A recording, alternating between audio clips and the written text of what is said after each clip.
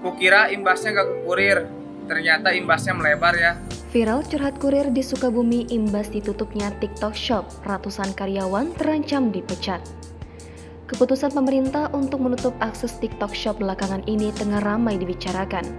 Tak hanya dari kalangan TikTokers yang merangkap seller, bahkan para artis yang ikut menjual produk secara live streaming di TikTok juga terkena imbasnya.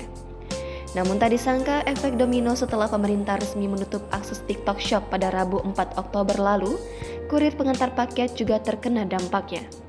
Seperti pengakuan seorang pria yang berprofesi sebagai kurir dalam video yang dibagikan oleh akun Instagram @sedangrame pada Sabtu 7 Oktober lalu.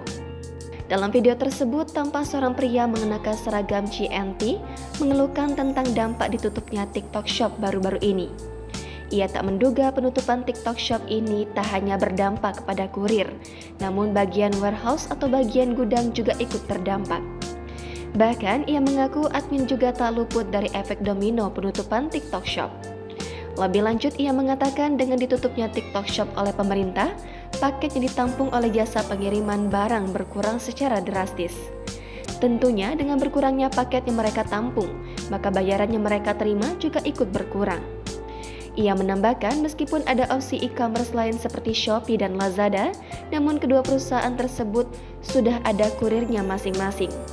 Sebagai kurir, ia menganalogikan jika pihak jasanya menerima 150 paket dalam sehari, hanya 10 paket yang berasal dari e-commerce Shopee ataupun Lazada yang ia antarkan ke pemesan. Sementara itu, selebihnya merupakan paket yang diorder melalui TikTok Shop. Pernyataan pria yang mengaku sebagai kurir itu sontak menuai perdebatan di antara netizen. Meskipun demikian, tak sedikit dari warganet yang tetap mendukung langkah tegas pemerintah terkait penutupan TikTok Shop. Mengingat banyak UMKM yang mati suri diduga semenjak layanan TikTok Shop marak dengan persaingan harga pasarnya yang tidak sehat.